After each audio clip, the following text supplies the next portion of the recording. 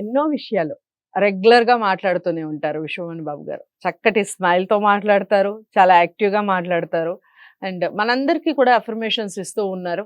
మీకు ఎలాంటి affirmations suit అయితే వాటిని చేసుకుంటూ ఉండండి. ఖచ్చితంగా ఉన్నతమైన స్థానంలో మీరు నిలబడతారు.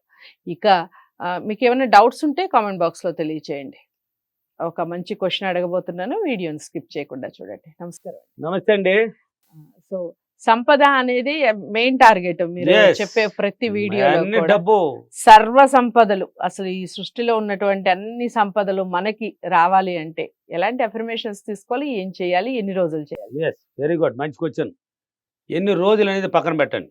మన మైండ్ మారిపోతే మూడో రోజు నుంచి కూడా సక్సెస్లు స్టార్ట్ అయిపోయినాయి. ఓకే. మీరు చూడొచ్చు, ఫీడ్బ్యాక్లో చూడొచ్చు. ఫీడ్బ్యాక్లు నేను అందుకే ఎక్కువ చెప్పేది ఎందుకంటే వాళ్ళ సక్సెస్ని మీరు తెలిసినప్పుడు మీరు మిమ్మల్ని నమ్మతారు. మీరు వాళ్ళు ఎలా ఉన్నారు ఇప్పుడు. అందుకే బెంగళూరులో ఒక లేడీ చెప్తున్నది, బెంగళూరు ఫీడ్బ్యాక్లో చూడు, చదువు లేదు, సంధ్య లేదు, నవ్వులు రాని అని పేరు కూడా పెట్టాను ఆమెకి. నేను ఏమని పెట్టానో ఆ నవ్వుకి అద్దు లేదండి, నవ్వే డబ్బు అన్నాను. నేను ఎన్నో వీడియోలో చెప్పాను, నీ నవ్వే డబ్బు, నీ మాటే డబ్బు, నీ ప్రవర్తనే డబ్బు, నీ ఆలోచనే డబ్బు, నీ చుట్టూ డబ్బు, నీ మైండే డబ్బు, నీ చూపే డబ్బు అన్నాను. ఆమె క్లాస్కి వచ్చింది, నా వీడియోలు చూసి సక్సెస్ అయ్యి 3వ రోజుకే 3 లక్షలు వచ్చింది ఆమెకి. ఎలా వచ్చింది నీకు చెప్పను, ఆమె చెప్పదు, ఎవరికి తెలియకూడదు. ఎలా అయినా వస్తుంది. వచ్చిన తర్వాత మళ్ళీ ఎంత అద్భుతాలు అనేది నెక్స్ట్ ఫీడ్బ్యాక్ కూడా వస్తుంది చూడండి. ఆమె ఫీడ్బ్యాక్లు అసలు ఆమె ఆలోచించే విధానం, చదువు లేదు ఏమీ లేదు, వీడియోలు చూసిందంట. ఈమె చూసి ఇక్కడ చేసుకుంటూ ఉంటే భర్తకి కాంట్రాక్టులు ఎక్కువైపోయినాయి. ఇక్కడ ఏమి చేయడమో ఆమెకి ఆయన భర్తకి ఎక్కువైపోతున్నది. ఆయన భర్త, నీ గురువు గారు ఎప్పుడు క్లాసు కానీ ఎత్తుపో వదిలేసి వస్తాను రెడీ అంటాడంట, నిన్ను తీసిపో వదిలేసి వస్తాను నీ గురువు దగ్గర. ఆమె వయసు కూడా ఎంత అండి, 50 దగ్గర ఏం పడి ఉంటుంది. ఆయన తీసుకొచ్చి వదిలేసిపోతాడంట, డబ్బు ఖర్చు ఇచ్చేసి చూసుకొని నీ గురువు దగ్గర ఆశ తీసుకొని రా, నువ్వు ఇక్కడ చేస్తే చాలు నాకు ఆడ వస్తుందని. అంటే ఆలోచన విధానము ఉన్నతంగా ఉండాలండి ఎప్పుడు కానీ. అష్టైశ్వర్యాలు, భోగభాగ్యాలు, సకల సంపదలు మనకి కావాలి అంటే కారు కావాలన్నా, ఇల్లు కావాలన్నా, పొలం కావాలన్నా, బంగారు కావాలన్నా, పట్టు చీర కావాలన్నా, కుటుంబాలు అన్ని ఐక్యత అన్ని కలిసి ఉండాలంటే నీ ఆలోచన విధానాన్ని మార్చేయాలి. ఉన్నతంగా ఆలోచించమని ఎన్నో వీడియోలు చెప్పాను నేను. ఒక డబ్బు రూపంలో చూడు, ఏ చూపు చూసినా. అందుకే చెప్పారు, చూచి చూడంగానే నచ్చేసేవే. ఎలా నచ్చింది ఇది? కంటితో చూస్తేనే నచ్చేది, కంటితో చూస్తేనే నచ్చేది అండి. అందుకని ఒక బోర్డు తయారు చేసుకోండి. ఎవరైనా అసలు వీడియోలు చూస్తే చేయండి. నీకు కావాల్సిన ఫోటోలైనా 2 పెట్టుకో నీ ఇంట్లో.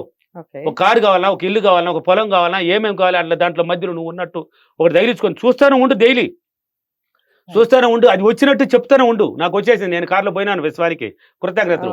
నేను నా ఇంట్లో చాలా సులభంగా నేను ఆనందంగా జీవించినందుకు విశ్వానికి డబ్బులకి కృతజ్ఞత. అంటే అప్రిమేషన్లు ఎలా ఉండాలి, ఆలోచన ఉన్నతంగా ఉండాలి. నువ్వు కడతావా, కొంటావా, ఇది నీకొద్దు. డబ్బు ఉందా లేదా నీకొద్దు, నాకు ఉండాల్సిన అవసరం లేదు. నీ దగ్గరకు వస్తుంది, నీకు అవకాశం ఏర్పడుతుంది, బోలెడు అవకాశాలు వస్తుంది. ఎలా వస్తుంది అని నీకు మర్చిపో. ఎలాగైనా ఈ పదాన్ని వాడుకో. ఏందే ఎలాగైనా వస్తుంది, ఎలాగైనా నా ఇల్లు కడతా, ఎలాగైనా నేను కొంటా, ఎలాగైనా కారులో పోతా, ఎలాగైనా నేను ఫ్లైట్లో పోతా, ఎలాగైనా నేను సినిమా చూస్తా, ఎలాగైనా బిర్యానీ తింటా, ఎలాగైనా పట్టు చీర కొంటా, ఎలాగైనా నేను బంగారు ధరిస్తా. ఇలా ఎలాగైనా పట్టుకోవయ్యా.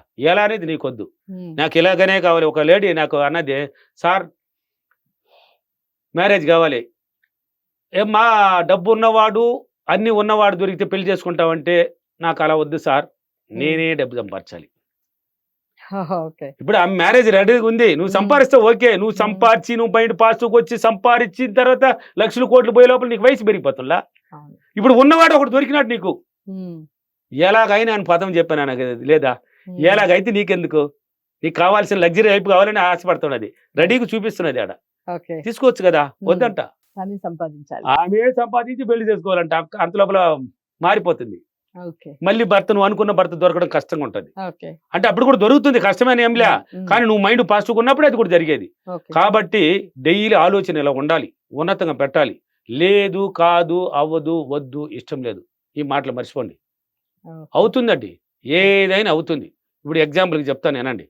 ఒక ఇల్లు కావాలన్నా, లేక కారు కావాలన్నా, లేక బంగారు కావాలి కదా, దాని మీద ఆలోచన పెట్టు. ఇప్పుడు డబ్బు కావాలంటే ఆ డబ్బు ఎందుకోసం అని తెలిసినప్పుడే డబ్బు వస్తుందండి మీ దగ్గరికి, లేకపోతే రాదు. ఇప్పుడు నువ్వు ఒక 10,000 కావాలనుకున్నావు, రీజన్ ఉండాలండి. ఇప్పుడు మీరు మీ పిల్లలు వస్తారనుకోండి, మమ్మీ నాకు 5,000 కావాలి, లేక 1,000 రూపాయలు కావాలంటారు. సాయంత్రం ఇందా నాయన చేతి ఇచ్చేస్తారా హ్యాండ్ బ్యాగ్ లో నుంచి? ఎవరు ఎందుకు నాయన అంటారు. నా ఒక స్కూల్లో ఫీజు 800 కట్టాలి, నాకు 200 చెప్పులు తెగిపోయింది మమ్మీ, చెప్పులు కొనుక్కోవాలి కొత్తదంట. న్యాయమైన క్వశ్చనే కదా, రైట్. ఆన్సర్ ఇవ్వాలి కదా మనం. తల్లిదండ్రుల బాధ్యత, చెప్పులు లేకుంటే ఈ కాలంలో ఎవరు నడుస్తారు? ఉందా నాయన, ఇంకొక 300 కూడా ఎక్స్ట్రా పెట్టుకో, మంచిది కొనుక్కో, ఇంకా స్కూల్లో ఫీజు కట్టని ఇస్తావు, రీజన్ తెలిసింది కాబట్టి. రైట్. డబ్బు కావాలంటే ఆ డబ్బు ఎందుకోసమని తెలియాలి. ఇప్పుడు నాకు 20 లక్షలు కావాలంటే ఎందుకంటే తెలియదు. రైట్. తెలియనప్పుడు ఎలా వస్తుంది నీ దగ్గరికి? ఆ లక్షలకి ఎందుకు కారణం, రీజన్ ఏంది తెలియాలి. నీకు అష్టైశ్వర్యాలు, భోగభాగ్యాలు, సంపదలు అన్ని, కారు కావాలన్నా ఏంది? ఆ కారు కావాలంటే దానికి డబ్బు కావాలి, ఇల్లు కావాలంటే దానికి డబ్బు కావాలి, పొలం కావాలంటే దానికి డబ్బు కావాలి, నువ్వు రగలు కావాలన్నా బంగారు కావాలన్నా డబ్బు కావాలి, చీర కావాలన్నా డబ్బు కావాలి, తినాలన్నా తిండి తినాలన్నా డబ్బు కావాలి. రైట్. కావాలి కదా. ఆ రీజన్ తెలుసుకోండి, ఫస్ట్ మైండ్ లో ఫిక్స్ చేయండి.